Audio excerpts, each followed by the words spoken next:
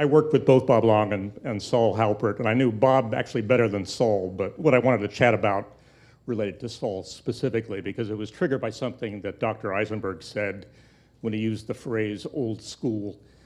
I met Saul in the early 60s when I was a teenager working in KNXT, admired him greatly, and a few years later I went up to KTVU, San Francisco, Oakland, and produced their 10 o'clock news.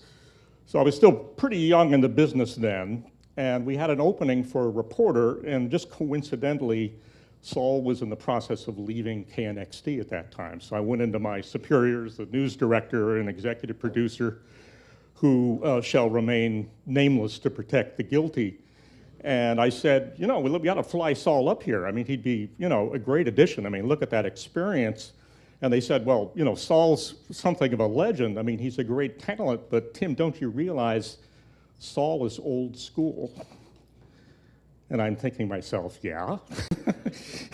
Don't you want that level of talent? And of course, Saul went on to great success later at NBC after leaving too.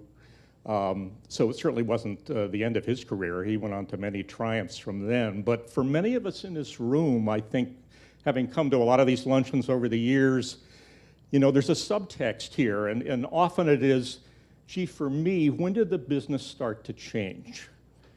If you're of a certain age, you probably went through that realization at some point, and it would probably be a different point for each of you in the room.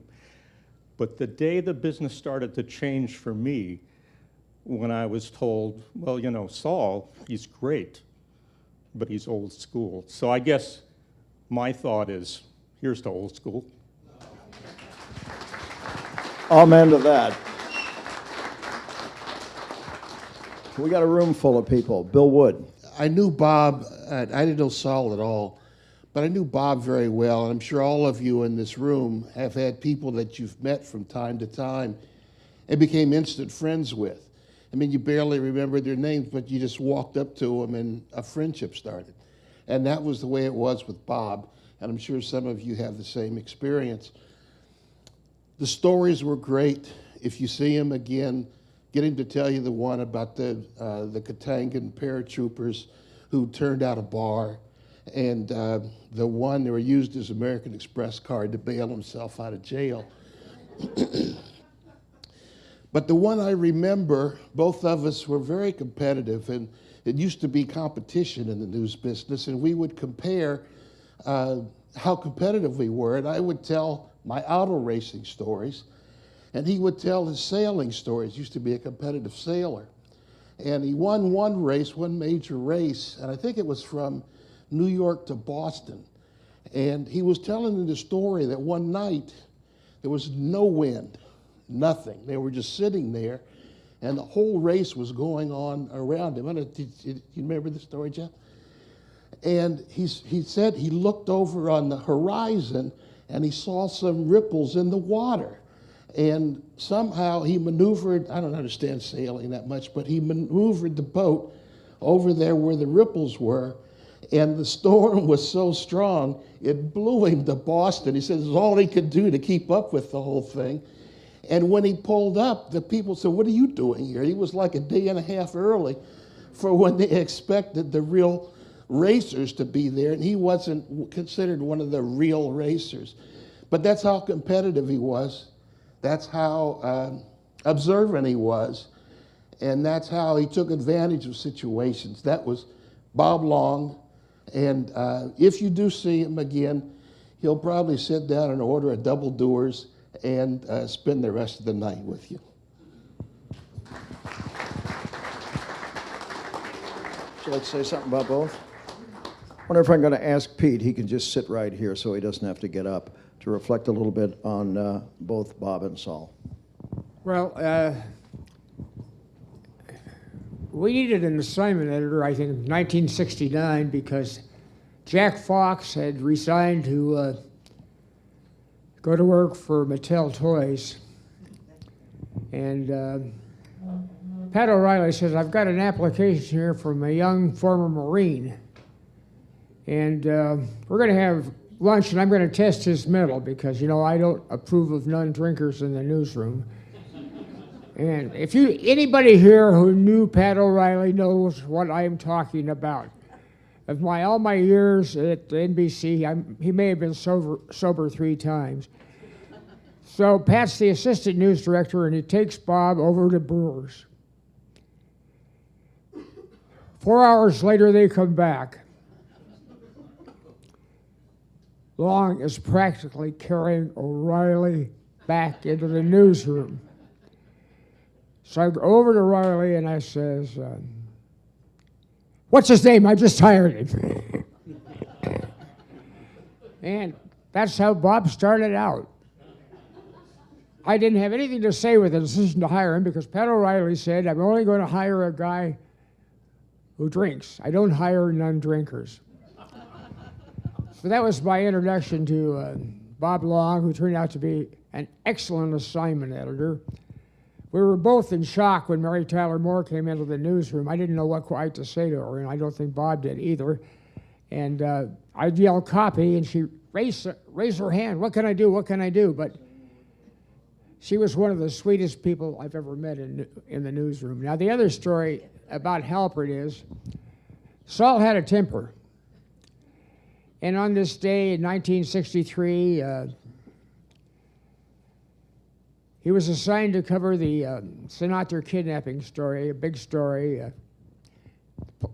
The FBI was about to announce the arrest of 3 young men for kidnapping Frank Sinatra Jr. and holding him for ransom. Of course, they got the ransom money, but the FBI finally caught him. And so I'm sitting in the newsroom on the assignment desk. I'm the producer. We didn't have an assignment editor. CBS always went the cheap way. If they could get out of hiring somebody, they didn't hire him. So if Noyes can do 3 jobs, let him do 3 jobs. So I'm a young kid at the time, and I get a call from this old lady. She says, Mr. Noyes, there's water running down La Brea Boulevard. I think something is wrong with the dam. I said, thank you very much. I immediately called the LAPD command center, and they said, yeah, the dam's going to break. I said, what the hell are you talking about? Yeah, the dam, we got a report from seismologists. It's going to break. I paged Saul Halpert at the FBI news conference. What do you want, he says. I says, Saul, I'm pulling you off the story with the camera crew and sending you to the Boulevard. He said, you got to be nuts. This is the biggest story in the world, Noyes, and you're sending me out to some goddamn water story. I said, Saul, if you don't get out of your ass and move, you're fired. I had absolutely no authority to fire anybody. So the next thing you know, I get a call from the LAPD. Your man, Halpert, is standing on the top of the dam with a cameraman and the soundman, and it's going to pop. The dam's going to pop, and then it did. Saul covered the story, never said another word to me. Didn't say thanks, didn't say go to hell. It was just business as usual. And the end of the story was we were both fired the same week at CBS. I'm sure all of you in the room know that Pete's son, Jack, is the assignment manager of the now #1 rated evening newscast, late night newscast in Los Angeles, the KNBC News at 11 o'clock. And on behalf of KNBC, I'd love to have Jack say something. Bob asked me to say something, I didn't. I'm the assignment editor at night. Haven't gone up to management yet, staying away from it. I'm staying away from it. Bob Long, beloved fella at KNBC, a great guy. I was thinking of some of my own little stories before Bob asked me to say anything. One of the things I remember about Bob Long was I heard everybody was happy when he was hired, and I called my dad and I said, Dad, what do you know about Bob Long? And he had great things to say. But the first thing he said to me was, do not go out drinking with that guy. He has a wooden leg. I said, okay, good advice, Dad. Thank you. So Bob was a big, hard news guy, Big J. He comes to work, and it's the morning meeting with Bob Long. It's the first meeting in the morning. Everybody comes in. Everybody's on their toes. And a fella comes in, there's story pitch time, and one of the more brilliant producers who I had great respect for, all the awards, he was an investigative producer, he comes into the meeting and they're going around and they're pitching these hard news story ideas. And this producer says, there's a new therapy for cats with bad backs. And this guy's, I was in shock. And Bob, it was the only time I ever saw him get upset. It was the first day he was on the job, and he exploded in the meeting and, laid it out like, this is how we're going to do things. It was unbelievable. Anyway, the whole pursuit thing, there's been a battle over pursuits and broadcasting pursuits. Yes, the ratings go up. I've been covering them for a long time. And I think Bob was behind the effort. He wasn't the only one at the station that wanted them taken off the air. But there was a case in the Valley one afternoon where the crazy-ass pursuit going down, and there was a car going down the street, and the bad guy hit the car, and little boy, he was like 8 or 9, lost both his legs. So the LAPD had encouraged TV stations to take the pursuits off the air. Maybe it'll help. I don't know if it did or didn't. I don't think it really did. And then Bob left, and all the people that were against pursuits left, and then the new team came in, and there was a pursuit, and we didn't put it on, and they started screaming at us, why aren't the pursuits on the air? So they went back on the air right after that, once Bob left. Anyway, I thought he was a terrific guy, a good news director. He gave me a job at Channel 4, a staff job. He called me in and hired me, and he was very good to me and made sure that I was taken care of. And after we had that meeting, he said to me, now that that's out of the way, I want to get something straight. I'm the guy that they based Lou Grant on in the Mary Tyler Moore Show, not your dad. I said, okay, you're the guy. So I had to get his side in there. Thank you. Jack Noyes.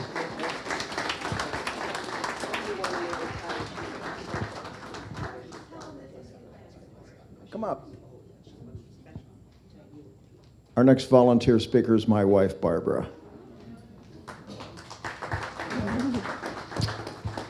My Bob is always saying, I never had the chance to work with Bob Long. And I said, well, I did.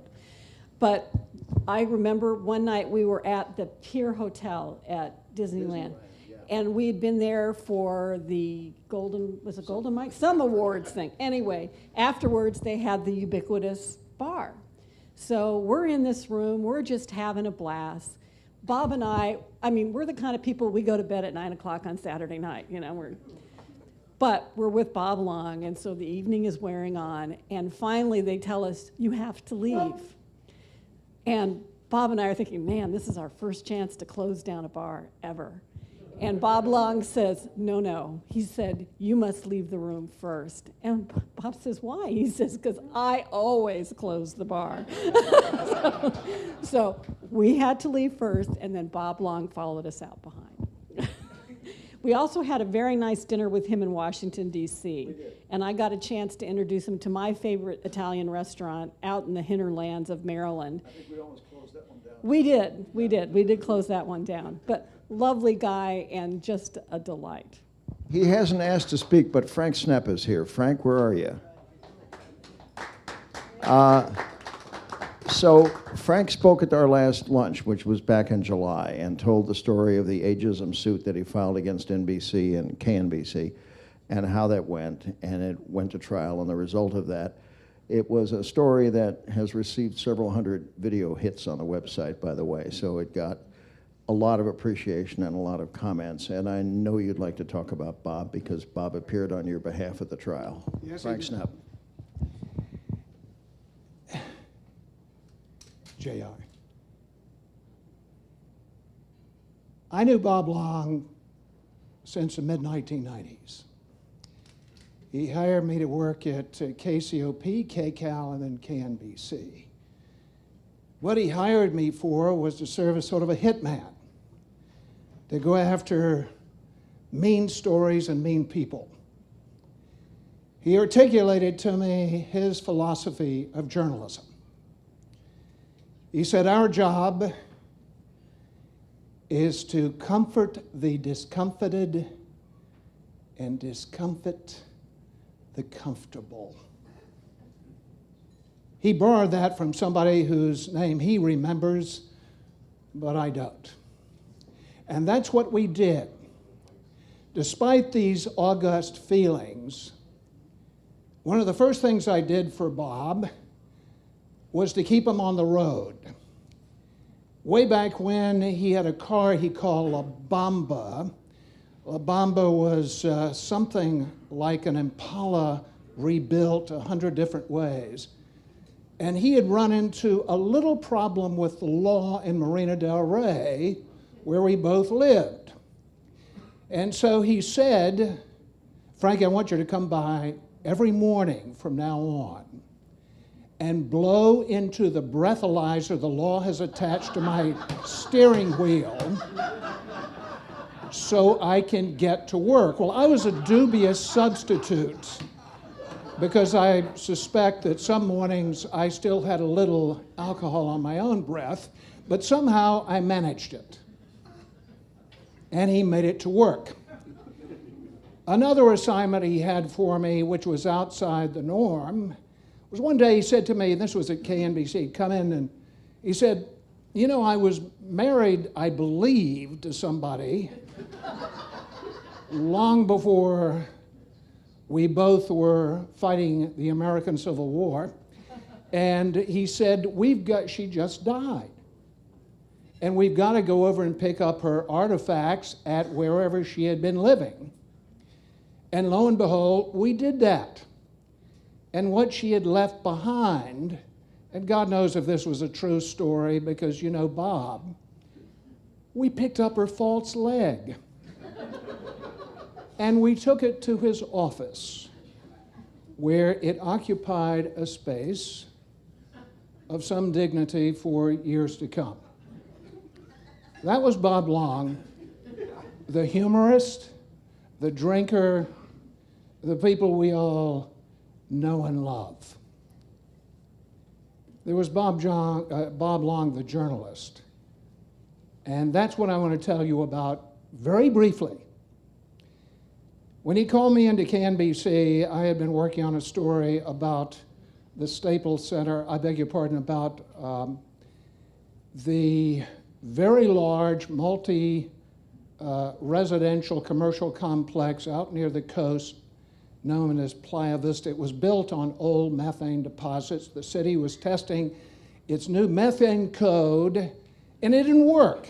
No parts of it did, and that's what I had found out from the Department of Building and Safety. Bob said, go after them. I went after them with I won't say a vengeance, but with Bob's encouragement.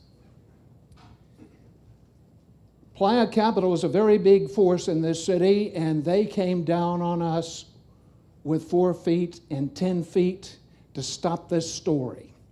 They frightened NBC's lawyers to the point that they were trying to stop the story, and here's where Bob Long, the news leader, stepped forward and took over. Bob Long went to NBC's lawyers and said, if you stop this story, if you try to stop this story, I will resign. And I will force you to put down your reasons for stopping this story. NBC's pack of lawyers, many of whom towered over Bob, backed down. And we went on to win a Peabody Award for that story.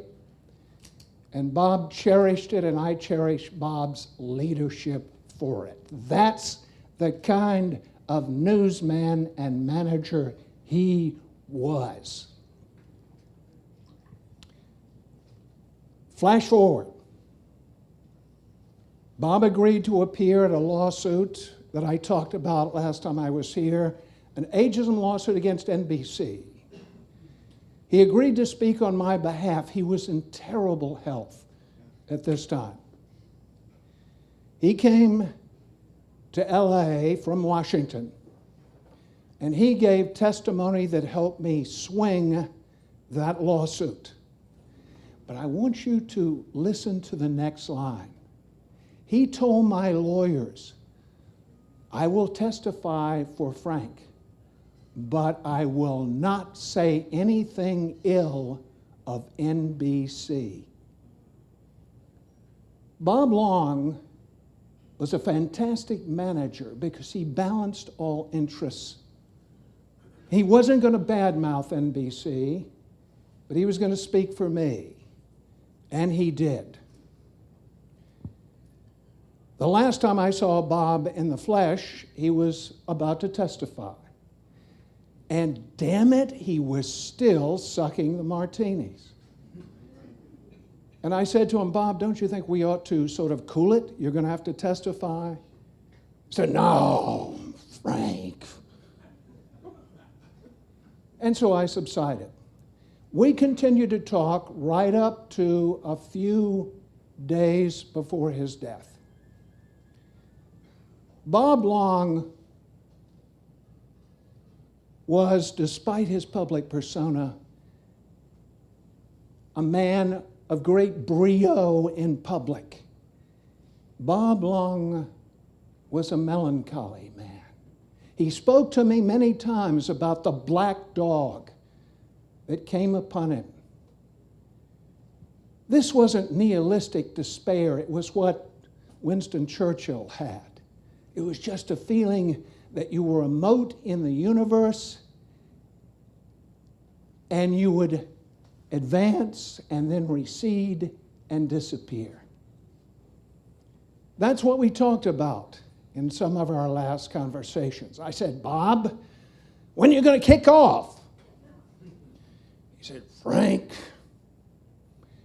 I'm going to see you at Christmas. This was last July. I'm going to get together. I said, all right, I'll come out and visit you. Yeah, he said, I'm not feeling so good, but I'll see you then. Several days later, Philip, his son, called to tell me Bob had died. He died a brave man, reconciled to his life and his legacy with no regrets, with a wonderful wife, wonderful son, and you. That's who sustained him. You. The people he interacted with, the people who were part of his legacy. If there is a God, he's drinking with Bob right now.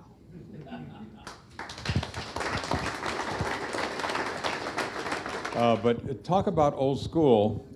Today's television newscasts, as you all know, and in contrast to Bob not speaking ill of NBC, I will speak ill of all of the stations today.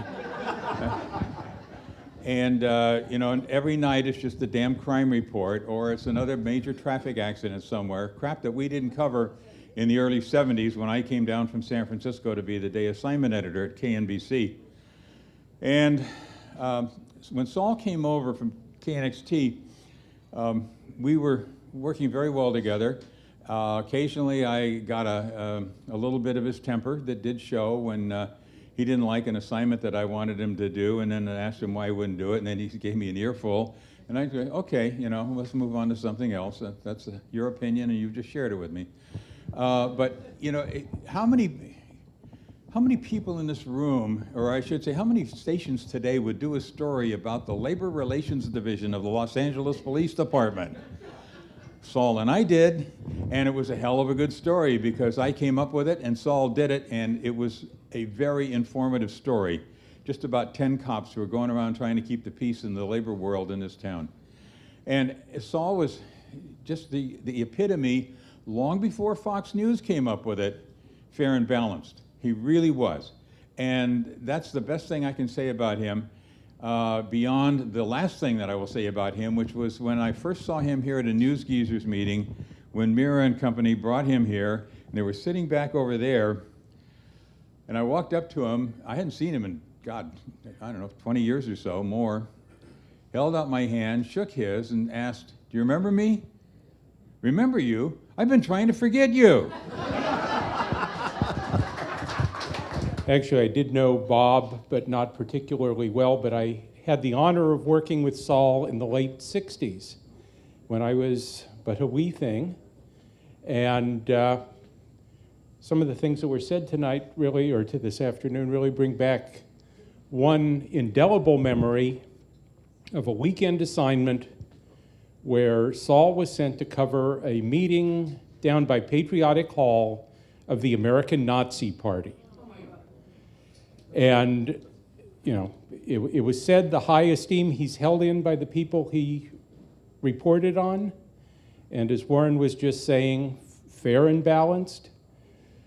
I mean, this was a afternoon meeting of fully fledged American Nazis in full regalia, exercising their First Amendment rights. And Saul walked into the place. I thought we were going to die. I suspect he thought we were going to die too, but it wasn't obvious, and it didn't seem to faze him one tiny bit. He did his piece, shot the film. It was film then.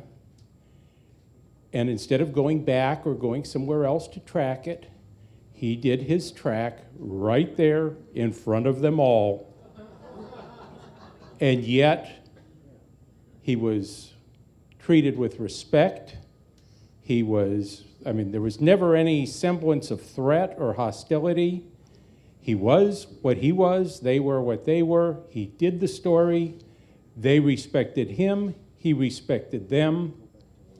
It was I won't say inconsequential piece, but it certainly wasn't anything that will live in the annals of journalism.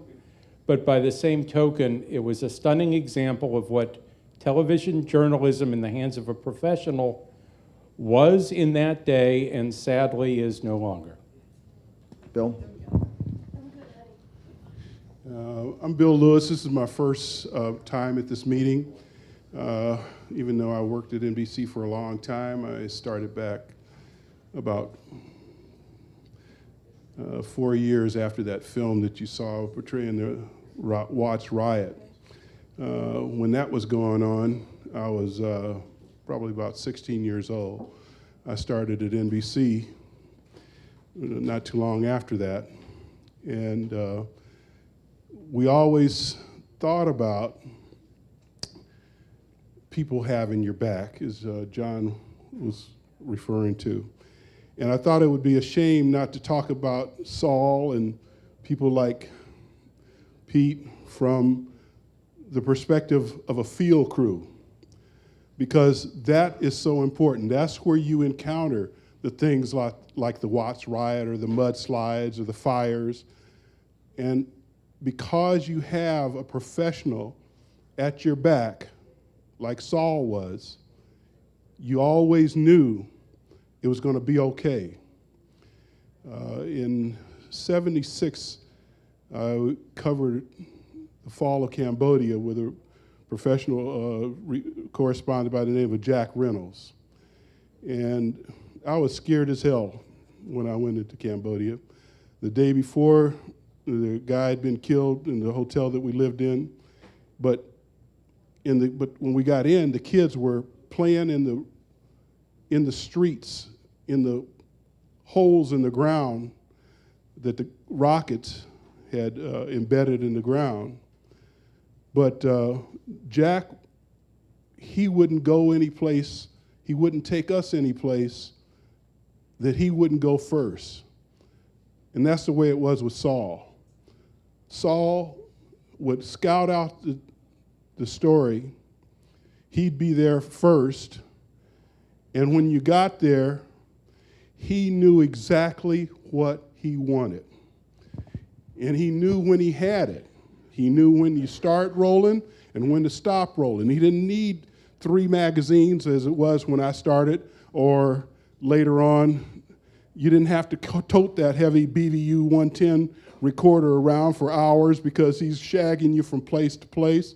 That's not the way it was with Saul. He knew the story, and he brought it back every time. And let me tell you, people like Dave Seeger, who's been here with you many times, and other camera people, they appreciated that. They loved that because they knew that he knew what the story was. Zano, he was out there with him. He knew the difference. John Marshall, same kind of quality. He knew what the story was. He told you what it was in advance. He accepted that you were professional enough to get the visuals and the sound to go with it, to tell the story that he understood what it was. And that made a big difference in our lives, and we always felt like he had our back. Pete Noyes, same thing on the inside the newsroom. You talk about integrity, this is the guy. And when you work with him, you knew you were working with the last of the people that had integrity in news. When I started, it had just evolved from being what they call a public service. Now that meant that they didn't take revenue. They didn't have to make a lot of money on the story because they were providing a public service, and that's how they maintained, the TV stations maintained their license. But as it evolved, the bean counters, as we call them, began to understand that personalities meant as much, if not more, to the audience as the news story. And slowly but surely, the integrity of news slipped away. But people like Pete Noyes held on to it. People like Saul Halpert held on to it. And that's why, little by little, the station saw it, to let that kind of talent, that kind of understanding, the ability to tell the public what they need to know, that slid away. So I want to say to you, first of all, I'm glad that I came. Even though this is my first time, I'm going to try to make sure that it's not my last time, because when I see the sparkle in this man's eye, it just makes me feel so good. It lets me know that I was a part, when I remember working with Saul and his professionalism, it lets me know that I was part of a family. It lets me know that I work with people. When I look out and I see Dick Smith, who helped train me, these guys, they made a difference in my life. Something, that stays with me, will always be with me. That's why I had to come. I still work in the news. I worked until 10 o'clock this morning, but I knew, and this is my birthday too. So, I said, I'm not going to miss this one because there may not be another one. There may not be another one. So keep on coming. This is about community. And what you know here, you tell those who are not geezers, and I would think of a better term than geezers. I would agree with Kelly, And I still have that centerfold where they took out ads in 3 newspapers where I finally got a chance to be cameraman because I won the Press Photographers Award. Right. And you posed right behind me. You remember that one? No. Oh, Kelly. So anyway, I just show appreciation. Thank you very much for what you have and for what you've done for all of us. Bob and all the rest of the members, thank you so much. Appreciate it. Thank you. So well said, Bill. Thank you. I hope you'll come back often. And I've got Yvonne Belzer. Hi, I'm Yvonne Belzer, and some people in this room know me. We worked together for 30 years at NBC at various occasions. And the 3 people we're honoring today are among the 3 most unforgettable characters I ever met or worked with. Pete from early on. One Sunday, many years ago, an elephant got loose on the freeway out of Lion Country Safari. The producer put it in as a 20-second VO in the second block. When Pete came in on Monday morning, this was a Sunday, on Monday morning, he said, "How many times do you think there's going to be an elephant loose on the freeway in Southern California?" Don't you think it's a little more, merits a little more than 20 seconds, the second block? And that's just an example that you have to know, you have to understand your community and know what's going on. I hear the word old school all the time, and it makes me very sad, because I think a journalist is a journalist is a journalist.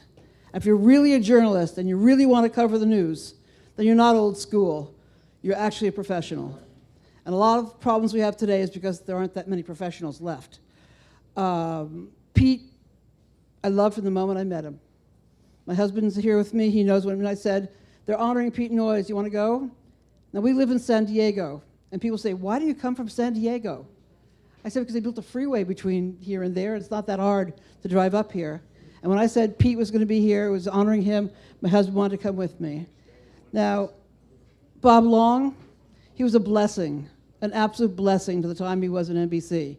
First of all, anyone who loves good writing probably thinks that the best memos ever put out at NBC were written by Bob Long. He gave me an opportunity to work with Frank Snepp, which was the high point of my career. And the reason I have a couple of things that people look at in my house, the gold mics and Emmys and stuff like that. But it's the fact that he understood that one wanted to do things beyond just sitting at a desk and rewriting wire copy. And thirdly, Saul Halpert, he was a gem. I loved going to do his stories. I was a news writer, writing the leads, working with him on those things. And when I retired, he came to my retirement party. That's 15 years after he'd left NBC. And that was quite an honor for me. And so all three men could be put under the heading, the most unforgettable characters we ever met. And they're well worth the honors that we give them today. Thank you.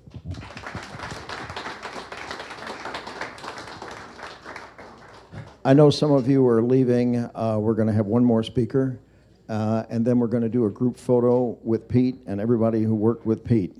Okay? Our final speaker, I'm greatly honored to have here, and I know this is a difficult moment for her, as it is for the rest of us. And I'd like to introduce Joan Rebecca Long.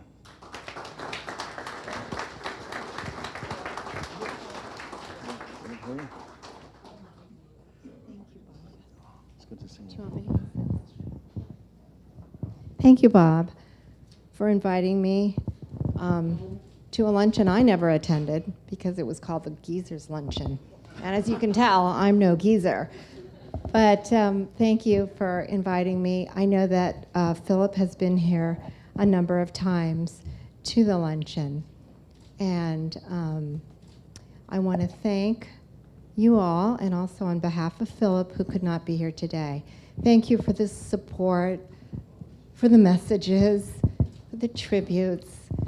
I have to be honest with you, it was very difficult for us to read them,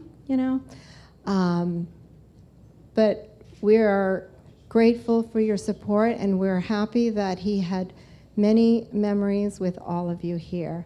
I do want to just touch on his medical challenge at the end and let you know that he went peacefully, quietly, without any pain, surrounded by Philip, who, as you know, he loved very much and was the most important thing in his life, his sister Judy, and myself.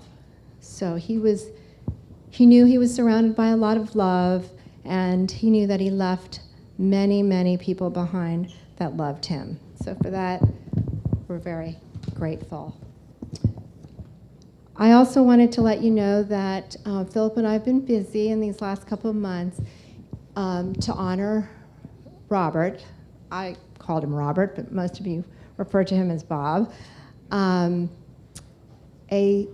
award scholarship at his high school, Montgomery Blair High School in the Washington, D.C. metro area. And that award scholarship is similar to what he did for RTNDA. I don't know if any of you worked with him on judging some of those awards that were submitted for people in the news world. But we're doing that at his high school. And I hope that I can call on some of you in the near future to be one of those judges for any of the submissions that we will get from the students. I asked Michael Horowitz and Cindy Saito to help me, coordinate that scholarship. And so if we call on you to be a judge, I hope that, many of you will want to participate and be one of those judges. But they will put out the announcement and provide more information about that. Another one that I'm actually working on myself is, as you know, Bob was very involved with the Turkish community and loved the Turkish culture and the people. And one of his friends, who's on the board of a Turkish foundation to help Turkish journalists, that's something that we want to do in honor of Bob and to help students or young people who want to pursue journalism from that part of the world. And last, Philip and I are going to intern Bob at the Arlington National Cemetery on Wednesday, November 30th at 11. And if your travels take you to Washington, D.C., we'd like to invite you to attend. We'll have a memorial service there and a reception to follow. So hopefully we can all see you there, and if not, perhaps another time. Thank you so much.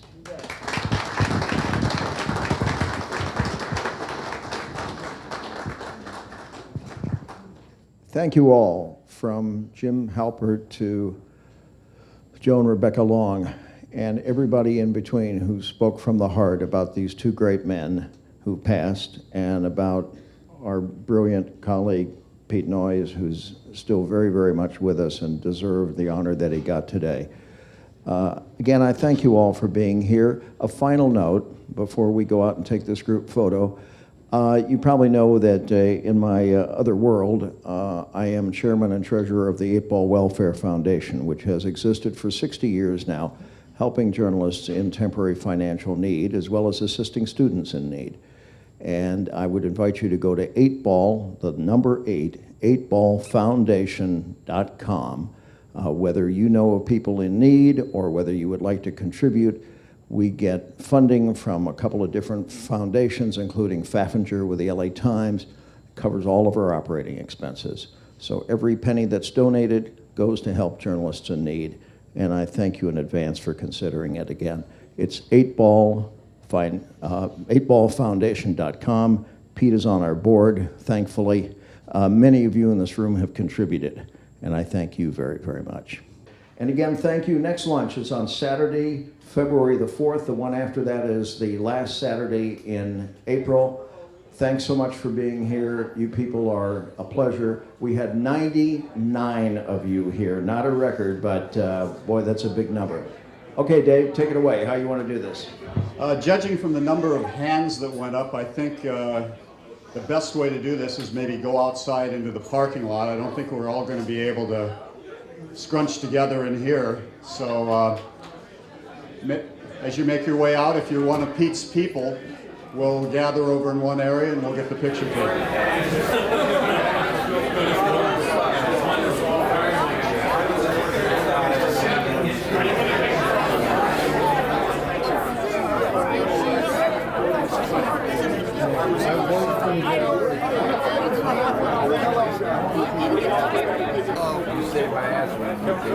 Oh, come on. You had Susan there. Scott, what's his name? And I don't